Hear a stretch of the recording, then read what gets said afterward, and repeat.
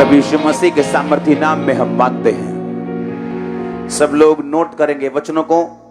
गिनती 18 उसकी 10 से 14 आयत, उत्पत्ति 25 उसकी 29 से 34 आयत, प्रकाशित वाक्य 1 उसकी 6 आयत, उत्पत्ति 2 उसकी 15 से 24 आयत, मत्ती 6 उसकी 31 से 33 आयत, यहोशू 24 उसकी 1 से 15 आयत, मत्ती 9 उसकी 35 से 38 आयत, यूहन्ना 12 उसकी 12 से 15 आयत, जकरिया 9 उसकी 9 आयत, लूका 19 उसकी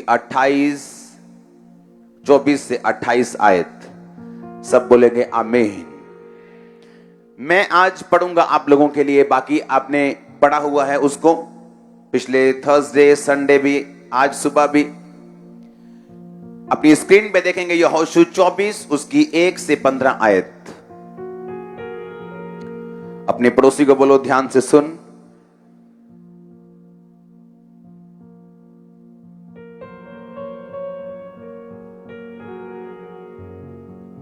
अपनी स्क्रीन पे देखेंगे उसको।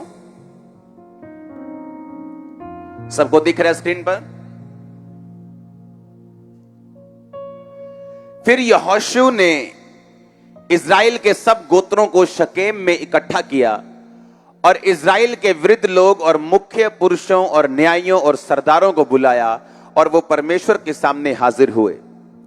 तब यहोशू ने उन सब लोगों से कहा, इज़राइल का परमेश्वर यहोवा इस प्रकार कहता है कि प्राचीन काल में अब्राहम नाहोर का पिता तेरह आदि तुम्हारे पुरखा परात महानद के उस पार रहते हुए दूसरे देवताओं की उपासना करते थे। मैंने तुम्हारे मूल पुरुष अब्राहम को महानद के उस पार से ले आकर कनान देश के सब स्थानों में फिराया और उसका वंश बढ़ाया और इसहाक को दिया।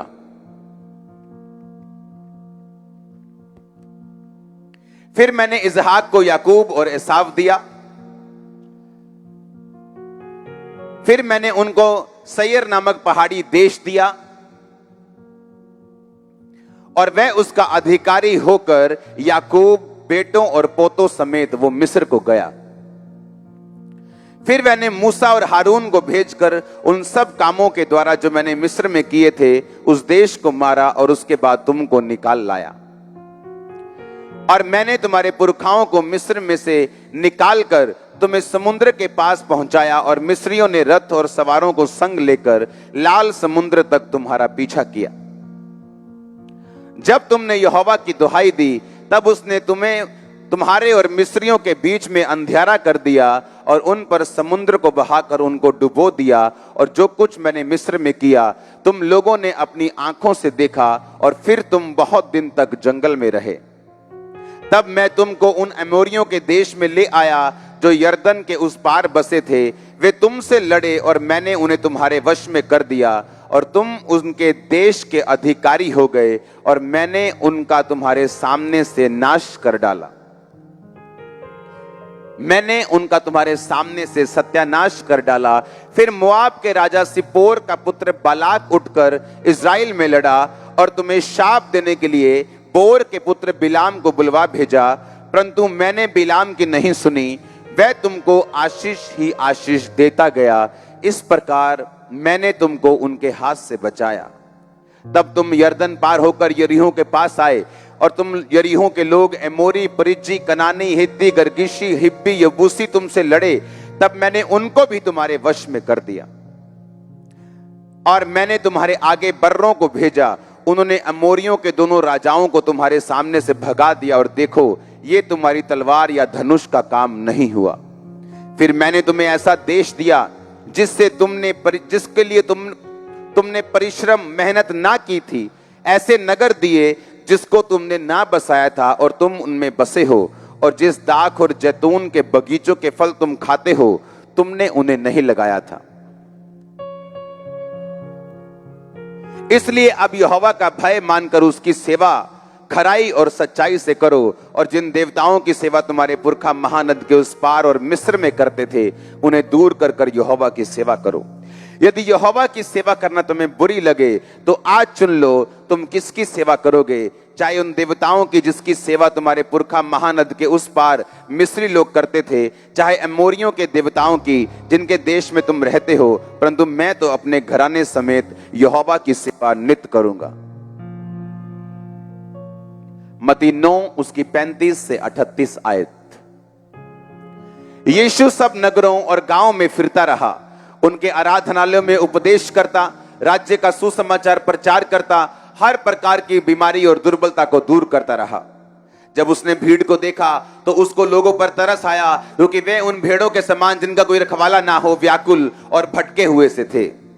तब उसने अपने चेलों से कहा, पक्के खेत तो बहुत हैं, परंतु मजदूर थोड़े हैं, इसलिए खेत के स्वामी से विनती करो कि वह अपने खेत काटने के लिए हमें मजदूर भेज दे।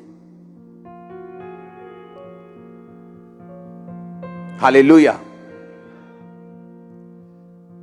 यहोशू जब लोगों को बता रहा था कि परमेश्वर ने तुम्हारे साथ क्या क्या किया, वो तुम्हें मिस्र से लेके आया, उसने अमोरियों को, राजाओं को, बड़े बड़े राजाओं को तुमसे हरवा दिया, उसने मिस्री सेना को पानी में डलवा दिया, उसने तुम्हारे साथ वो मन्ना देता रहा, तुम्हारे आगे पीछे चलता रहा, आग का खंभा बन के चलता रहा, फिर बादल बन के चलता रहा।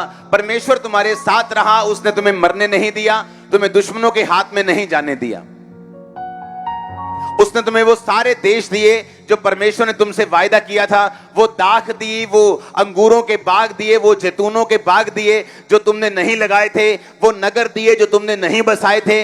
अब परमेश्वर ने कहा, यहोशू ने कहा, अब तुम ये देख लो कि उस परमेश्वर की सेवा करोगे या तुम उनकी सेवा करोगे जो तुम्हारी पुरखा करते रहे। और यहोशू ने कहा, मैं तो अपने घराने समेत यहोवा की ही सेवा करूंगा।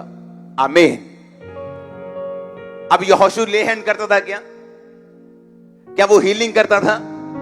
क्या वो डिलीवरेंस करता था? क्या उसका घराना पास्टर था? उसने कहा तुम चुन लो। इसका मतलब वो ये कह रहा था कि तुम भी परमेश्वर की सेवा कर सकते हो। उसने तभी कहा था तुम चुन लो। कहते तुम भी चुन लो, तुम भी देख लो, मैं तो अपने घराने समेत यहोवा की सेवा करूंगा, तुम देख लो तुम किसकी सेवा करोगे। इसका मतलब उसने ये नहीं कहा कि तुम में से जो चुने हुए हैं, जो परमेश्वर चुनेगा वो सेवा करेंगे। उसने कहा तुम चुन लो कि तुम परमेश्वर की सेवा करोगे या तुम परमेश्वर की सेवा नहीं करोगे। इस प्रचार के सीरीज से शुरू होने से पहले मैंने आपको एक स्टोरी बताई थी कि एक कपल मुझसे मिला और मैंने उसको सारा, उसके बिना पूछे सारा उसको बता दिया कि ऐसे ऐसे आपको सुसमाचार में जाना है, आपको लोगों के परमेश्वर के बारे में बताना है, आपको एक्टिवली इसमें काम करना है ताकि शैतान आप पर अटैक ना करे। आपको परमेश्वर के राज्य के लिए अपने आप को थोड़ा एक्टिव दिखाना है, आपको परमेश्वर के राज्य के लिए प्रोएक्टिव रहना है, आपको उसमें थोड़ा फ्रूटफुल रहना है, आपको परमेश्वर के लिए वर्थ रहना है कि आपकी निगाह, आपकी वैल्यू परमेश्वर की निगाह में हो, ताकि आप शैतान के फालतू चक्रों से बचे रहें। जब सारा प्रचार खत्म हो गया तो बाद में बोलता है कि मेरे को ये बड़ी एक भारी प्रॉब्लम है। उसकी वाइफ कहती प्रार्थना करने के लिए। मैंने कहा मैंने आपको पहले बता चुका हूं कि आपकी लाइफ में क्या होता है जब आप परमेश्वर की सेवा नहीं करते। क्योंकि अगर आप परमेश्वर की सेवा करते हैं, आप परमेश्वर के निगाह में वर्थ रखते हैं, वैल्यू रखते हैं, तो जब शैतान आपका नाश करने के लिए आता है, परमेश्वर उसको डांटते हैं। जब बीमारी नाश करने के लिए आती है तो परमेश्वर उसको डांटते हैं। जब कर्जा नाश करने के लिए आता है तो परमेश्वर उसको डांटते हैं, क्योंकि आप परमेश्वर की सेवकाई में हैं। आमीन। और यहोशू ने यह नहीं कहा कि कौन कौन करेगा, उसने कहा मैं तो अपने घराने समेत, अपने बच्चे से लेके अपने बुजुर्ग समेत मैं तो यहोवा की सेवा करूंगा। तुम लोग चुन लो तुम किसकी सेवा करोगे। इसका मतलब सेवा करना किसका काम है? बोलो हम सबका। बोलो हम सबका। ऊंची आवाज से बोलो हम सबका। मैंने आपको पिछले हफ्तों से मैं आपको वचन देता आया हूं और अब आपको यह बात पल्ले पड़ जाएगी कि सेवा करना सिर्फ पास्टर्स का काम नहीं है। आमीन। क्या आशीष सिर्फ पास्टर्स को मिल जाए, आपको ना मिले? बोलो आप चाहते थे कि सिर्फ पास्टर आशीषित हो और पब्लिक ना हो, ऐसा नहीं होता। परमेश्वर ने कहा तुम चुन लो तुम किसकी सेवा करोगे। यहोशू कहता मैं तो अपने घराने समेत यहोवा की सेवा करूंगा, लेकिन तुम लोग चुन लो तुम अपने घराने समेत किसकी सेवा करोगे। तुम बीच में लटके हो, ना इधर के हो तो ना उधर के हो। जैसे हमारी लाइफ डेडिकेट हो जाएगी, जैसे हमारी लाइफ समर्पित हो जाएगी परमेश्वर के लिए और उसकी सेवा के लिए, जो मैं आपको बता चुका हूं कि आप किसी भी रूप में कर सकते हैं। आप सुसमाचार सुना सकते हैं, आप दर्शन का साथ दे सकते हैं, आप हिस्सा बन सकते हैं, आप परमेश्वर के दास के लिए प्रार्थना कर सकते हैं, आप लोगों को सुसमाचार दे सकते हैं, आप अपने कैरेक्टर को मेंटेन करके भी उसकी सेवा कर सकते हैं। आमीन। और फायदे मैंने आपको बताए। यीशु मसीह ने कहा जो मेरी सेवा करेगा मेरा पिता उसका क्या करेगा, आदर करेगा। और जब पिता आदर करता है तो संसार भी देखता है कि ये क्या हो रहा है आपकी लाइफ में, जो इम्पॉसिबल है ऐसा होना। तुम वेट क्यों करते हो मेरी बोलने का? पहले दिमाग लगाओ, तुम इधर आके खड़े हो जाओ। हालेलुया। आप मेरी बात समझ रहे कि नहीं? आज सेवा करने का मसा आप पे आ रहा है, आपके परिवार पे आ रहा है, आपके बच्चों पे आ रहा है, बुजुर्गों पे आ रहा है, आपका बिजनेस तक, आपके फाइनेंस, आपकी जॉब, आपका कैरियर, आज वो सेवा करेगा। आज से यीशु मसीह के नाम में बड़ी बरकतें आप देखेंगे, यीशु मसीह के नाम में बड़ी आशीषें आप देखेंगे, यीशु मसीह के नाम में। Hallelujah, hallelujah. यीशु मसीह ने कहा कि मुझे मजदूर चाहिए। वो इसमें सब लोगों की बात नहीं कर रहा, वो खास इसमें प्रेरितों की बात कर रहा है, वो खास इसमें पास्टर्स की भी बात कर रहे हैं। लेकिन सेवा मैं आपको बता चुका हूं, जो यहोशू ने कहा तुम चुन लो तुम किसकी सेवा करोगे। मैं तो अपने घराने समेत यहोवा की सेवा करूंगा, लेकिन तुम लोग चुन लो।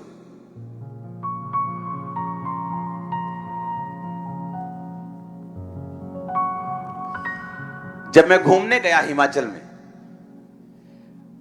तो एक जगह मैं ऐसे खड़ा हूं और इधर पूरा जंगल है और देवदार के पेड़ लगे हैं बड़े बड़े।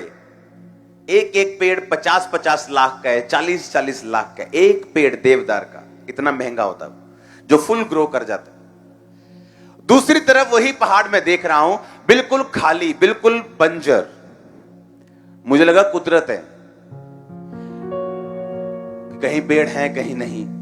और जब मैं जंगल में घूम रहा था अपने गाइड के साथ, वो गाइड मुझे बता रहा था ये वाला पेड़ है, ये वाली जड़ी बूटी है, ये वाला ये यहां होता है, ये देवदार का पेड़ है, ये खरशू का पेड़ है, ये ओक का है, ये सिल्वर ओक है, गोल्डन ओक, सब बता रहा था मेरे को। उसने कहा जो आप ये जंगल, जिस जंगल में हम घूम रहे हैं ना, ये आदमियों के द्वारा, ये अंग्रेजों के द्वारा लगाया गया है। मैं बड़ा हैरान हुआ। मैंने कहा तो जब मैंने ध्यान से पेड़ देखे, सारे पेड़ 8-8, 10-10 फुट की दूरी पे लगे थे, सेम। और जब मैंने दूर तक देखा, पेड़ ही पेड़ लगे, पूरा जंगल उन्होंने लगा दिया।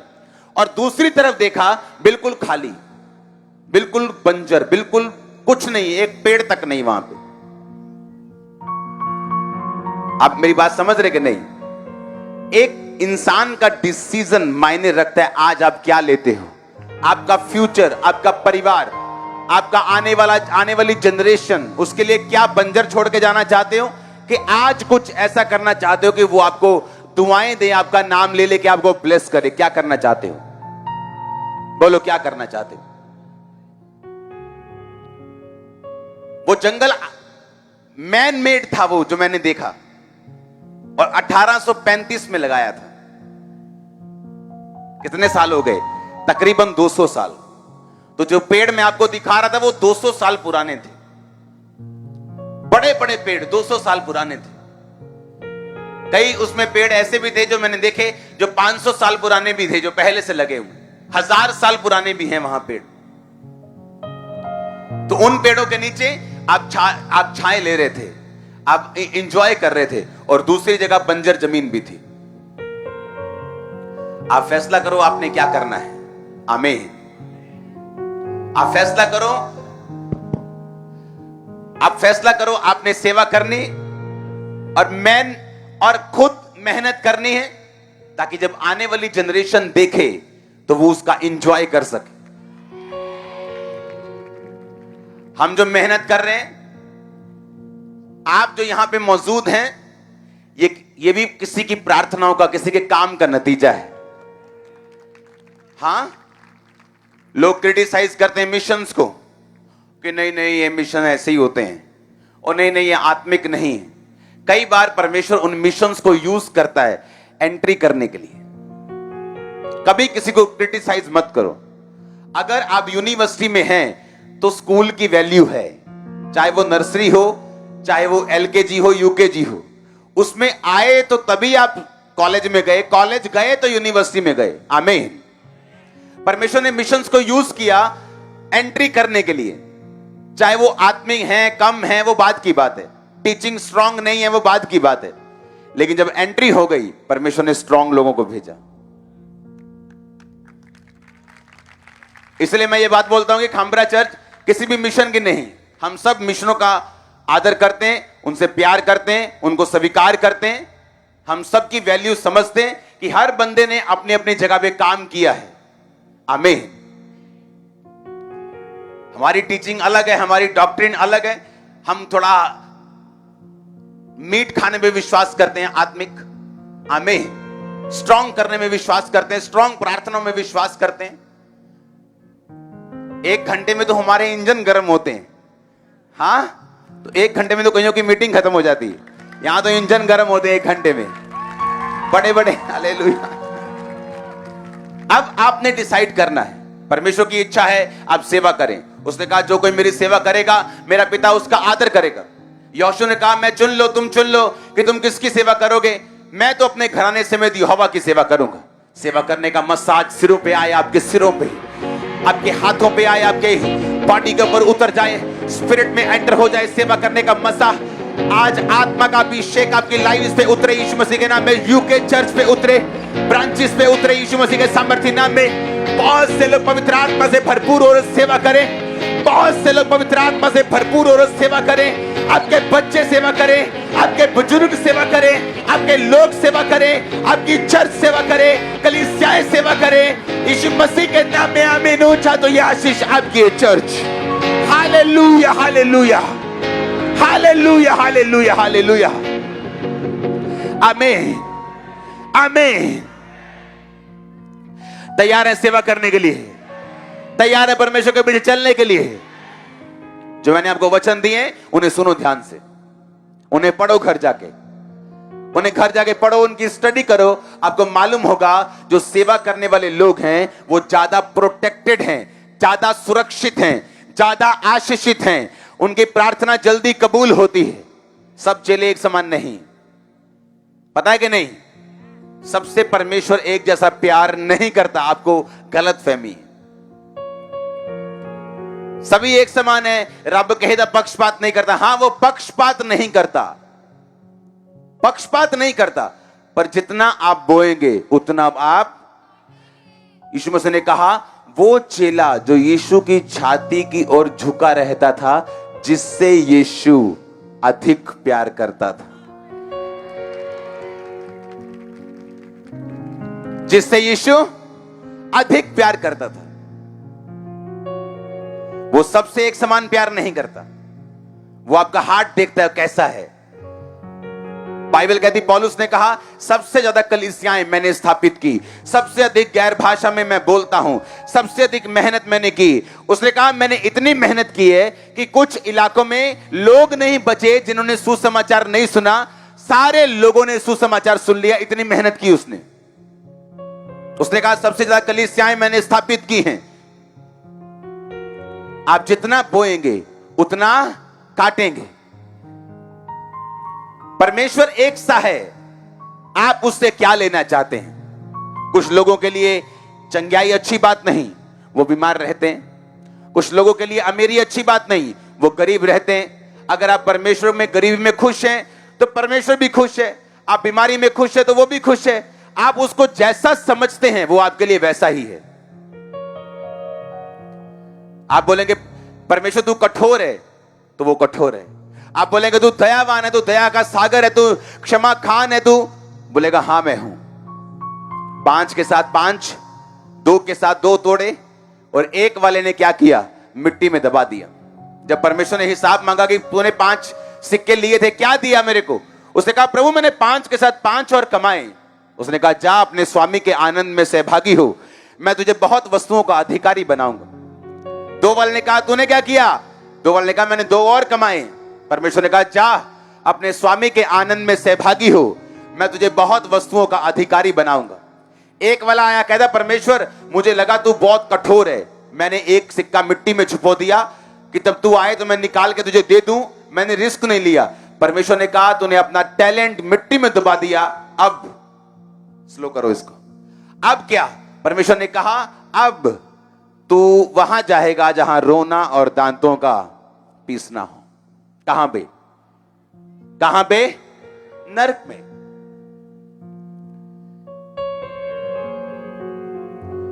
जिसने 5 के साथ 5 कमाए, मान लो एक बंदे को वरदान मिले हैं, एक बंदे के पास पैसा भी है, वो पढ़ा लिखा भी है, वो ऊंचे किसी पद पे बैठा है, वो परमेश्वर का काम करता है तो रूहें अच्छी अच्छी बच जाती हैं।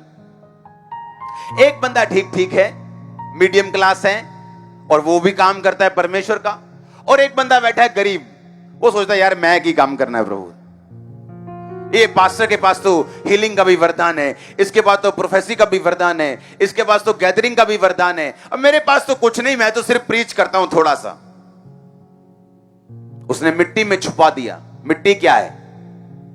आपका शरीर, आपकी लाइफ। तो मिट्टी से निकला और मिट्टी में ही मिल जाएगा। उसने अपने टैलेंट को छुपा दिया, उसने यूज नहीं किया। आप बता सकते थे अपने पड़ोसी को, आपने यूज नहीं किया। आप प्रीच कर सकते थे किसी को भी, आपने नहीं किया, ये सोच के कि नहीं नहीं कभी गलती ना हो जाए साडे को, हां कहीं गलती ना हो जाए मेरे से। परमेश्वर कहता है अगर तू ऐसा सोचेगा कि मैं कठोर हूं तो मैं तेरे लिए क्या हूं? कठोर हूं। और 5 और 2 दोनों ने, एक ने 2 कमाए, एक ने 5 कमाए, पर आशीष उनकी सेम थी। पता है कि नहीं? सेम थी। परमेश्वर ने कहा मैं बहुत चीजों का अधिकारी बनाऊंगा 5 को, 2 को बोला मैं बहुत चीजों का अधिकारी बनाऊंगा। यानी ये नहीं कहा तूने 5 कमाए मैं तुझे ज्यादा दूंगा, 2 कमाए मैं तुम्हें थोड़ा कम दूंगा। परमेश्वर ने कहा मैं तुम दोनों को सेम आशीष दूंगा। आपके पास जो है मायने नहीं करता। आपके पास 2 गिफ्ट हैं, आपने 2 लोग बचाए, जिसके पास 5 वरदान है उसने 5 बचाए, आपकी दोनों की स्वर्ग में सेम लेवल की कोठियां होगी, फार्म हाउस होंगे। परमेश्वर नहीं कहेगा तूने 2 कमाए उसने 5 कमाए मैं उसको तुझसे ज्यादा दूंगा। परमेश्वर ने कहा तूने अपनी कैपेसिटी का फुल यूज किया है, जो तेरे पास था तूने उसका पूरा इस्तेमाल किया है। जो 5 के पास था उसने पूरा इस्तेमाल किया, जो तेरे पास था तूने पूरा इस्तेमाल किया। और एक वाला जो दूसरों को देखता है कि वाह क्या गैदरिंग है, वाह कितनी ब्रांचेस हैं, कितने वरदान है, मेरे पास तो क्या है, मैं तो प्रीच कर सकता हूं, और वो भी नहीं किया, मिट्टी में छुपा दिया। टैलेंट को, अपने गिफ्ट को, वरदान को छुपाया और परमेश्वर को कठोर समझा। तो परमेश्वर ने कहा तू मुझे कठोर समझता है तो मैं कठोर हूं। हालेलुया। यहोशू कहता मैं तो अपने घराने समेत यहोवा की सेवा करूंगा। अब उसके बच्चे ने कोई ले हैंड थोड़ी करना था, उसके मां बाप ने कोई हीलिंग मीटिंग थोड़ी करनी थी।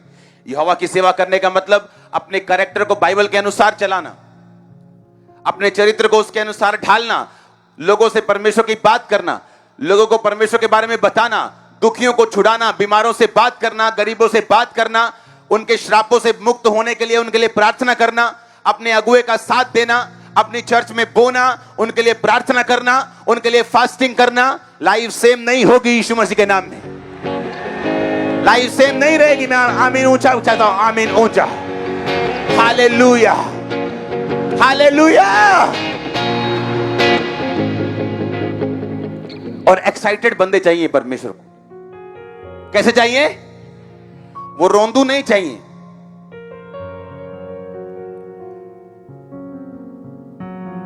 एक सिस्टर को रो रो के प्रार्थना करने की आदत थी हर टाइम, और मैंने उसे मना किया एक दिन। मैंने कहा मत रो रो के इतना प्रार्थना कर। रो के कई बार होली स्पिरिट आपकी अगुवाई करता है, आंसुओं के साथ प्रार्थना वो होली स्पिरिट की अगुवाई होती, लेकिन हर टाइम ये दुखी मन के साथ कि मैं दुखी हूं, मैं बेचारी हूं, तो परमेश्वर बेचारों का इस्तेमाल नहीं कर पाता। आप किंग्स हैं, आप सुनो, आपको मालूम है आपकी पदवी कल कहां होगी, आपको मालूम है आपकी लाइफ एक्स्ट्रा ऑर्डिनरी होगी, आपको मालूम है आप बड़ी आशीष के लिए बुलाए गए हो, तो फिर आज ऐसा चलोगे जैसा तुम आज हो, कि ऐसा चलोगे जैसा तुम कल होने वाले हो? अगर तो तुम विश्वासी हो, अगर तो मैं बिलीवर हूं, अगर तो मैं परमेश्वर पे पूरा विश्वास करता हूं और मुझे मालूम है कि मैं कहां जा रहा हूं, मैं अपने आप से ऐसे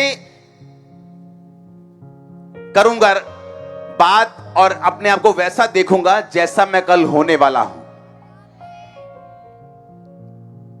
आज कैसा हूं मायने नहीं करता।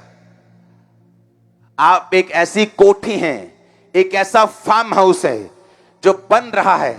आज चाहे ब्यूटीफुल ना लगे, कल लोग आपको देखने के लिए आने वाले हैं।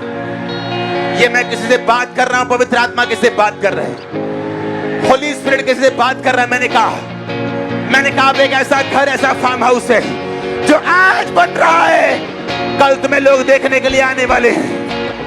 आमीन ऊंचा चाहिए church, UK church, camera church, आमीन ऊंचा चाहिए।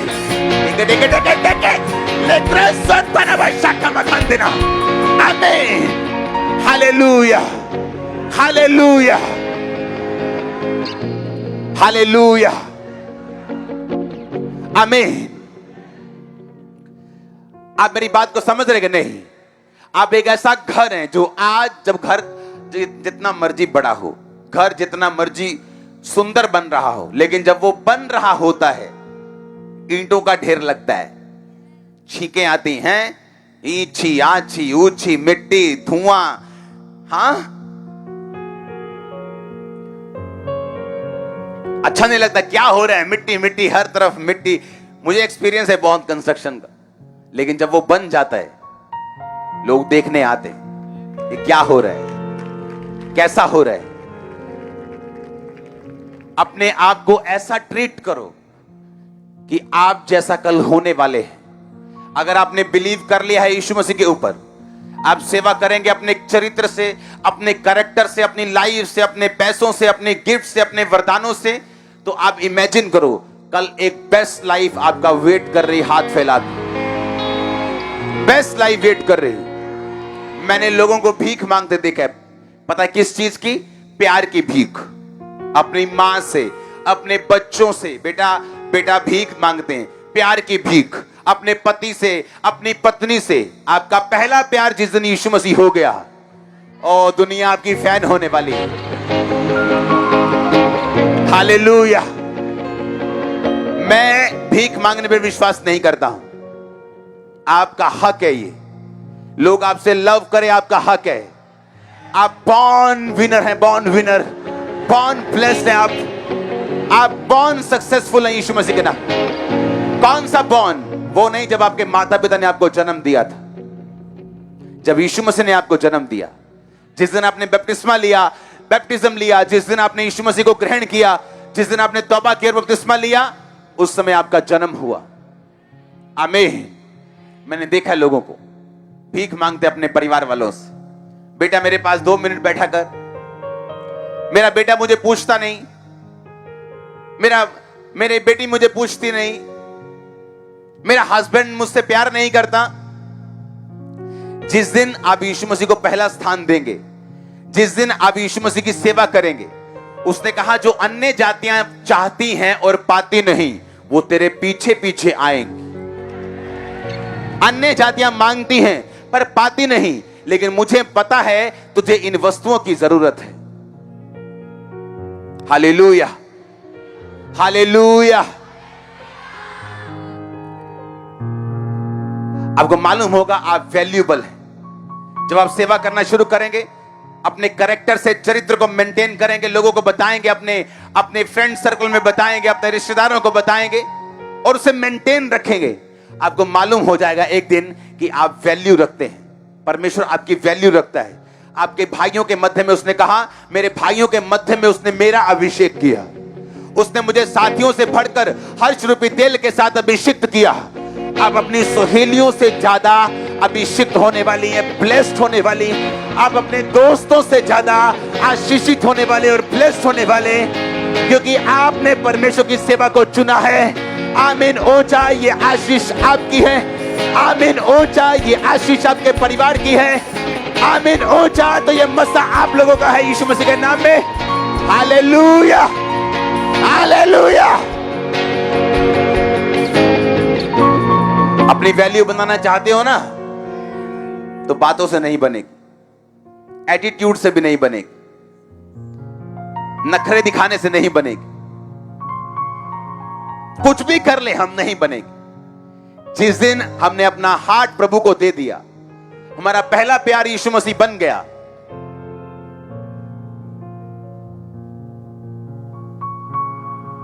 एक पास्टर के बेटे को, एक पास्टर को मैंने पास्टर्स देखे वो पवित्रताई में नहीं। एक पास्टर को मैं जानता हूं, नॉर्थ इंडिया से नहीं, बहुत पवित्रताई में है, बहुत पवित्रताई में है। इतने वरदान नहीं लेकिन पवित्रताई में।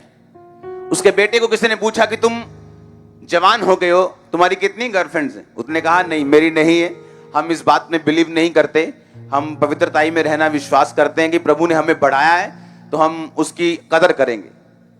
उसने कहा तुम पाप तुम्हारा दिल करता है करने को, या कभी तुमको शैतान ने टेम्प्ट किया, कभी तुम्हारी परीक्षा ली? उसने कहा हाँ, लेकिन मुझे ये बात मालूम है कि अगर मैं पाप करूंगा तो मेरे बाप को बहुत बुरा लगेगा। कहता जो प्यार मेरा बाप मुझे दिखाता है वो मुझे पाप से बचा के रखता है।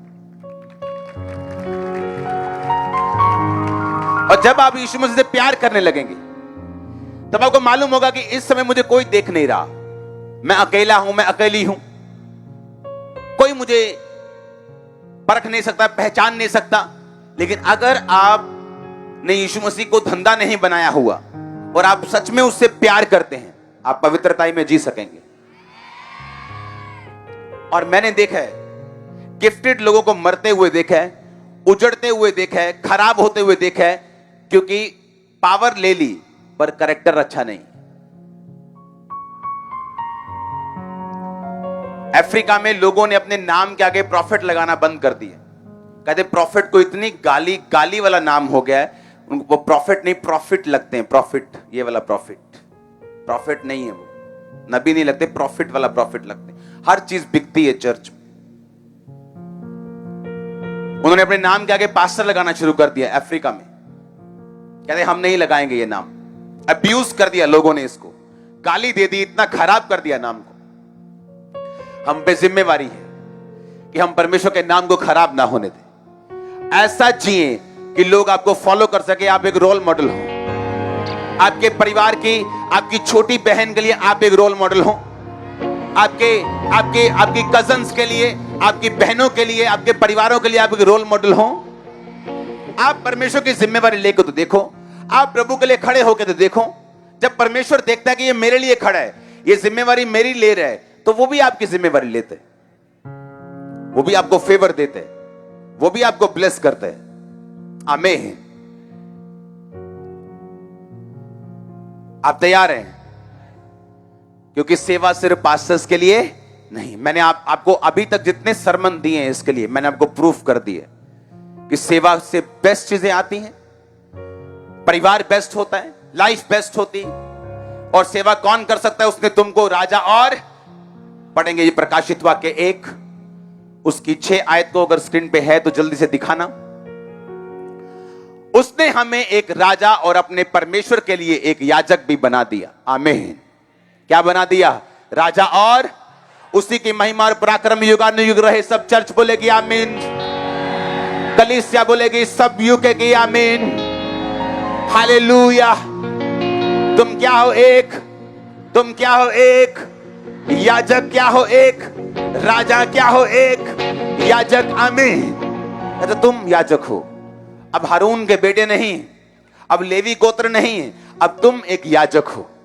याजकों को बेस्ट दिया। उसने कहा उत्तम से उत्तम गेहूं, उत्तम से उत्तम तेल, उत्तम से उत्तम परिवार, ये तुम्हारा हिस्सा होगा। आज से मैं तुम्हें मसा करता हूं इस हिस्से के लिए। आप जानते हैं जो लोग, मैंने आपको बताया था कि मसा, एक थर्सडे मैंने बताया था कि मसा कैसे आता है लाइफ में। जब आप इंतजार करते हैं कि मसा आएगा तो मैं कुछ करूंगा, कभी भी मसा नहीं आता। मसा कैसे काम करता है? डिमांड पर। यीशु मसीह के साथ इतनी भीड़ थी, मान लो सब उसको टच कर रहे थे, और एक 12 साल की लहू बहने वाली औरत ने छुआ और क्या हो गई? यीशु मसीह ने कहा, मुझे किसी ने छुआ है? कहते नहीं नहीं प्रभु, तू गया थक तो तेनू पता नहीं लग रहा, हाँ सब तुझे छू रहे हैं। यीशु मसीह कहते नहीं, किसी ने फेथ के साथ मुझे छुआ क्योंकि मुझ में से सामर्थ्य निकली। इसका मतलब भीड़ परमेश्वर को छू रही लेकिन सामर्थ्य नहीं निकली, लेकिन किसी ने विश्वास के साथ टच करके सामर्थ्य को निकाल लिया। आप समझ रहे मेरी बात को? आप जब परमेश्वर का काम करने चाहते हैं, कभी इंतजार मत करो कि परमेश्वर पहले कुछ करे और आप कुछ करें। सेवकाई में हीलिंग का वरदान उसे यूज करने से बढ़ता है, ना कि वेट करने से कि कुछ हो तो मैं कुछ करूं। यह सीक्रेट है सेवकाई का। आमीन। आप यूज करते हैं गिफ्ट्स को, वो बढ़ते हैं। अगर जेन्युइन है, मैं जेन्युइन गिफ्ट्स की बात कर रहा हूं, गेम्स की नहीं। वैसे ही बाइबल कहती है, परमेश्वर ने कहा ये सारी ब्लेसिंग हारून को, और परमेश्वर ने लोगों को बोला, अपने याजकों को, कि मैं तुम्हारा अभिषेक वाला भाग ठहरा कर तुम्हें देता हूं। कि ये ब्लेसिंग जो तुम्हारी लाइफ पे आ रही है, तुम्हारा क्या है? कौन सा भाग? अभिषेक वाला भाग है। तुम्हारी लाइफ पर अभिषेक है, ये उसका भाग है, ये उसका हिस्सा है। जो अभिषेक तुम्हारी लाइफ पर है, उसके कारण मैं तुम्हें ये ब्लेसिंग दे रहा हूं। क्योंकि याजक बिना अभिषेक के काम नहीं कर सकते। बिना अभिषेक के कोई याजक नहीं है। याजक अभिषिक्त होते थे। आपकी लाइफ में अगर अभिषेक है तो ही आप सेवा करते हैं। और जब अभिषेक आता है, अभिषेक वाला भाग भी आता है। दाऊद की जिंदगी में आया, यूसुफ की जिंदगी में आया, सुलेमान की जिंदगी में आया, पतरस की जिंदगी में आया, पौलुस की जिंदगी में आया, जीसस क्राइस्ट की जिंदगी में आया। उसने कहा, उसने तेरे साथियों से बढ़कर तुझे हर्ष रूपी तेल के साथ अभिषेक किया। तूने धर्म से प्रेम और अधर्म से बैर रखा, इसलिए परमेश्वर ने तुझको अभिषेक किया। अगर अभिषेक किया तो अभिषेक वाला भाग भी आपकी लाइफ में आएगा। आमीन। मैंने आपको बताया कि कुछ लोगों की लाइफ में जब मैं देखता हूं तो मैं उनकी लाइफ में क्या देखता हूं कि ये इस चीज के काबिल नहीं थे, लेकिन क्या है, मसीह के नीचे अनॉइंटेड चर्च के साथ जुड़े हुए, सेवा में हिस्सा डाल रहे हैं, काम कर रहे हैं। पैसा ही हिस्सा नहीं होता, सिर्फ लाइफ भी, गिफ्ट भी, अपने वरदान भी जो कर सकते हो वो भी हिस्सा होता है। आमीन। उस हिस्से को यूज कर रहे हैं। अभिषेक आ गया, अभिषेक के कारण जो उनकी लाइफ है, उनके पार्टनर है, उनकी लाइफ पार्टनर है, उनका फाइनेंस है, वो ब्लेस्ड है दूसरे लोगों से ज्यादा। डिजर्व नहीं करते वो। आप कहेंगे यार ये कैसे हो गया? अभिषेक वाला भाग। बाइबल का एक एक बिंदु सच है। एक बिंदु, एक एक लाइन सच है। बाइबल की एक एक लाइन। आमीन। आप समझ रहे मेरी बात को?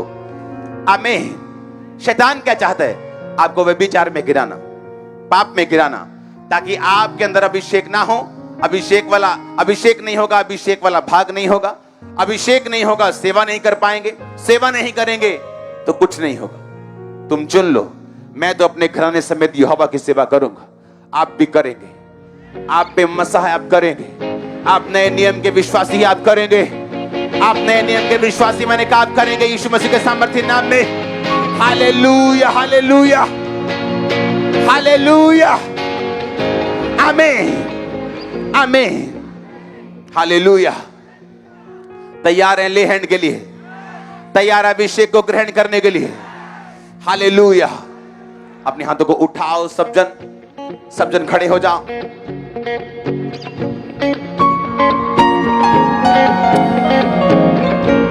सॉन्ग को चेंज करो। अभिषेक मेरा किया। अपने हाथों को उठाओ ऑयल के साथ।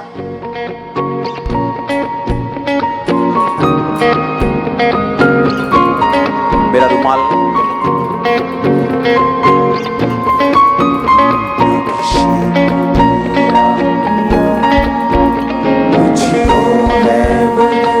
यूके चर्च, अपना ऑयल उठा लीजिए। आपके पास मैंने ऑयल भेजे हैं स्पेशल। यूके चर्च, ऑयल अपना ले लीजिए। मैं जानता हूं आत्मिक जिंदगियां बहुत ठंडी हैं कईयों की, लेकिन बिलीव करना, ये ब्रांच यूके की आपको गर्म कर देगी।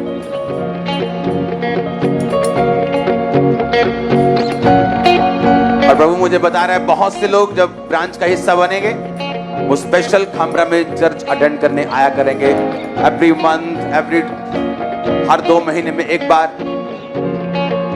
अपने ऑयल को उठा लो, खामरा चर्च, यूके चर्च।